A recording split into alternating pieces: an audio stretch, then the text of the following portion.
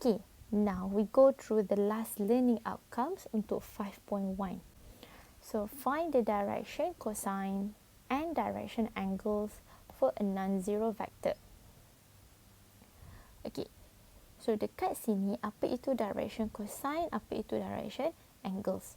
So, let's consider the vector OP where the position is at A, B and C. So, this is our O, ini adalah P. P kita ini dia berada di tengah-tengah 3 dimension of X, Y dan Z, di tengah-tengah plane lah. Okay, position dia adalah A, B, C. So, the magnitude for OP adalah ini, formula tadi. Okay. So, if alpha, beta and gamma are the angles between OP and the X, Y and Z axis. So, kejap, saya label dahulu. Saya repeat balik So, tadi alpha merujuk kepada angle daripada OP kepada X. So, this is our X axis. Okay, kat sini Sini X axis kita. So, daripada P kepada X axis, angle dia adalah alpha. Okay. So, beta merujuk kepada angle kepada Y axis. So, P kepada Y axis kat sini. So, ini adalah beta. Dan gamma merujuk kepada P kepada Z axis. So, P kepada Z axis. So, ini adalah kita punya gamma. So, kita akan ada 3 angle lah. Okay, sebab kita ada 3 axis, X, Y dengan Z. So, then cos alpha, cos beta and cos gamma are known as the direction cosine. So, kalau dia minta direction cosine, so kita akan cakap cos alpha equals to the position of A divided by the magnitude. Kalau cos beta merujuk kepada Y axis, so B divided by the magnitude. And cos gamma merujuk kepada Z axis, so the value for K, maksudnya C lah, C divided by the magnitude. Okay, so direction cosine kita akan bagi like this sahaja, final answer. Okay, how about the direction angle? So, kalau direction angle, tadi kita dah tulis dia sebagai cos alpha, cos beta and cos gamma. So, direction angle merujuk kepada alpha, beta and gamma tu apa value dia. So, dekat sini hanya perlu shift coskan sahaja each of these direction cosine. Kita akan dapat value of alpha, beta dan juga gamma. Okay, so note that the value for the direction angle cos square alpha, cos square beta plus cos square gamma will be equals to 1. So, ini adalah identities yang melibatkan 3 dimension. Okay.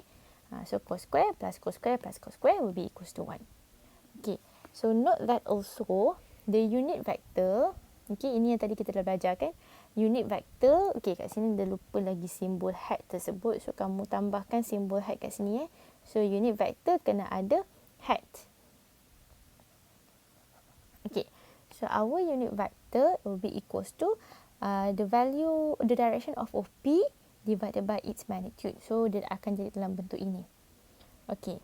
So, in terms of cosine angle, direction cosine, so OP divided by, here, A over the magnitude of OP adalah kita punya cos alpha. So, kita boleh tulis balik lah in terms of cos alpha. B over magnitude ini tadi adalah cos beta dan C ini adalah cos gamma. So, kita boleh rewrite back our unit vector in terms of direction cosine juga. Okay. Okay, kita tengok example untuk tengok okay tak. Find the direction cosine and the direction angles of A. Okay, dia minta dua-dua So, first tadi, direction cosine kita perlu cari, kat sini kita perlu cari dia punya magnitude. So, magnitude of A dia apa? Okay, barulah kita boleh dapatkan dia punya direction cosine.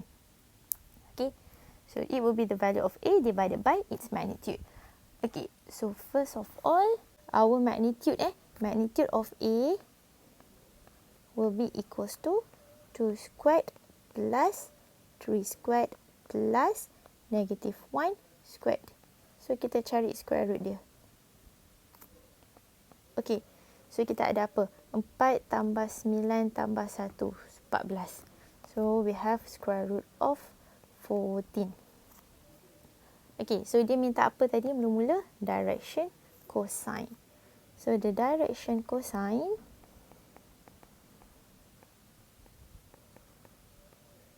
will be, first adalah cos alpha. Cos alpha merujuk kepada x-axis.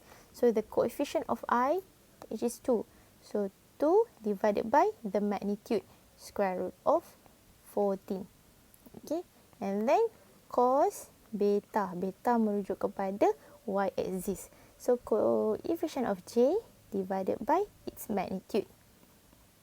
Okay, and last kali cos gamma. Ini merujuk kepada z-axis. So negative 1 over square root of 14. Siap. So ini adalah direction cosine. Okay, what will be the direction angle? Okay, saya tulis kat sini pula. Direction angle So the direction angle, kita nak cari alpha, beta dan juga gamma. Okay, so alpha will be equals to shift cos of 2 over square root 14. Oh, sebelum saya terlupa. Direction angle, jawapan kita akan bagi dalam degree. Okay, so unit untuk direction angle is in degree. Okay, so calculator must be in degree mode lah. Okay, so shift cos of 2 over square root of 16, square root of 14, I get as 57.69. Okay, so beta here will be shift cos of 3 over square root 14. Okay, so ini kita akan dapat value dia sebagai 36.70 degree dan gamma adalah shift cos of negative 1 over square root 14. So negatif ini masukkan ya. So negatif ini akan memberikan kita value yang lebih besar daripada 90 darjah. So kita akan dapat 105.50. Okay, so this will be your answers. Simple je kan? Direction cosine, kena ingat balik. Nak cari direction cosine, kena ada magnitude. And then kita letak sahaja position I, J dan juga K. And for direction angle, shift coskan dia sahaja. Okay, so by the end of this lesson 5.1, you should be able to tick all this box.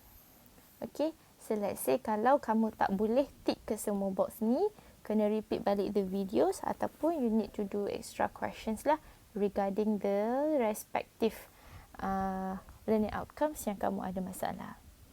Okay, so that's all. Thank you.